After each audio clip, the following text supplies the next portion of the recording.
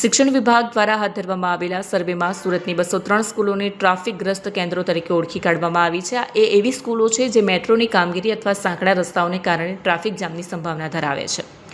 Zonal officer, assistant zonal officer અને શાળાના આચાર્યોના સંયુક્ત નિરીક્ષણ બાદ આ યાદી તૈયાર કરાઈ છે. આ 203 કેન્દ્રો પર પરીક્ષાના દિવસો દરમિયાન ટ્રાફિક પોલીસનો વિશેષ કાફલો તૈનાત રહેશે, જેથી વિદ્યાર્થીઓની અવરજવર માટે ગ્રીન કોરિડોર જેવી સ્થિતિ જળવાઈ રહે. શહેરના ટ્રાફિક મેનેજમેન્ટમાં સૌથી મહત્વનો નિર્ણય જહાંગીરપુરાથી કતારગામ તરફના રસ્તા માટે લેવાયો છે. હાલમાં રોડનો એક ભાગ બંધ હોવા છતાં કલેક્ટર, મ્યુનિસિપલ કમિશનર અને પોલીસ કમિશનરની સંયુક્ત બેઠકમાં લેવાયેલા નિર્ણય મુજબ પરીક્ષાના સમયગાળા દરમિયાન આ બ્રિજ પર 2-વે ટ્રાફિક શરૂ રાખવામાં આવશે.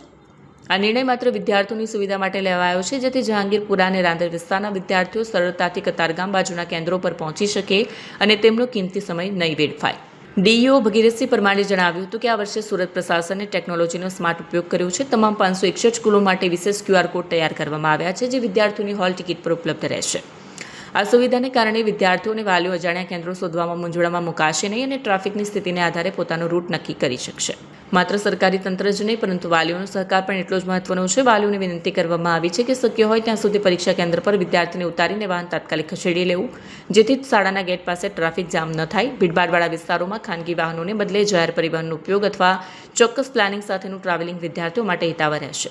પ્રશાસને ખાતરી આપી છે કે વિદ્યાર્થીઓના હિતમાં તમામ જરૂરી પગલાં લેવામાં આવ્યા છે.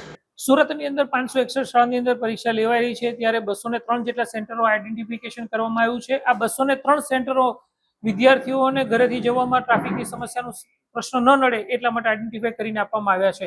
આ ઉપરાંત આ સેન્ટરો પોલીસ ડિપાર્ટમેન્ટને પણ ટ્રાફિક શાખાને આપવામાં આવ્યા છે, જેથી કરીને ત્યાં સ્ટાફની નિમણૂક કરી શકશે. આ ઉપરાંત 561 શાળાના લોકેશન QR કોડ પર બનાવી અને દરેક શાળાના વિદ્યાર્થીઓ સુધી પહોંચાડવામાં આવે છે. જ્યારે હોલ ટિકિટ વિદ્યાર્થીઓને આપવામાં આવે છે, ત્યારે તમામ બાબતોથી વિદ્યાર્થીઓને અવગત કરવામાં આવે છે.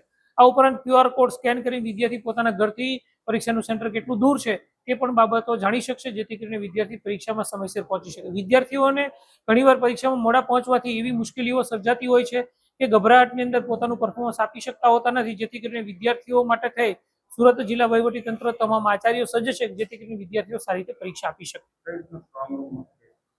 સુરતની અંદર 14 જેટલા પરીક્ષા સેન્ટરો નક્કી કરવામાં આવ્યા છે, ઝોન નક્કી કરવામાં આવ્યો છે, જેની અંદર 9 SSC ના છે અને 5 HSC ના નક્કી કરવામાં આવ્યા છે, જેની અંદર સ્ટ્રોંગ રૂમ બનાવી દેવામાં આવ્યા છે. તેનું લાઈવ સ્ટ્રીમિંગ મારા મોબાઈલની અંદર પણ હું જોઈ શકું છું. આ ઉપરાંત ગાંધીનગર કક્ષાએ માધ્યમિક શિક્ષણ ઉચ્ચતર માધ્યમિક શિક્ષણ બોર્ડમાં પણ જોઈ શકશે કે પ્રશ્નપત્ર ક્યારે સ્ટ્રોંગ રૂમમાંથી કાઢવામાં આવ્યા છે, પ્રશ્નપત્ર માટે સ્ટ્રોંગ રૂમ ક્યારે બંધ કરવામાં આવ્યો છે, બધી બાબતોથી અવગત થઈ અને ત્યાં ગાંધીનગર કક્ષાએ પણ જોઈ શકશે.